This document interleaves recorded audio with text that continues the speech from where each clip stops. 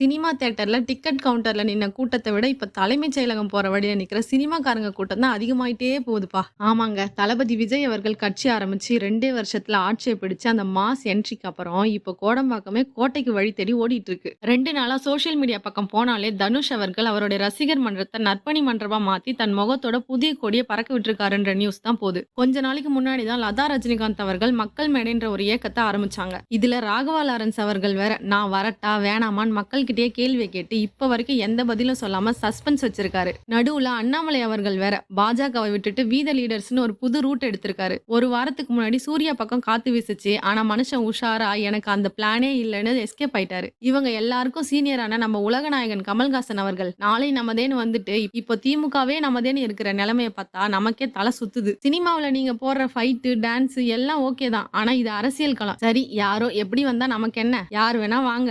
புதுசு புதுசா கொடி ஏத்துங்க. ஆனா மக்களுக்கு நல்லது நடந்தா சரிதான்.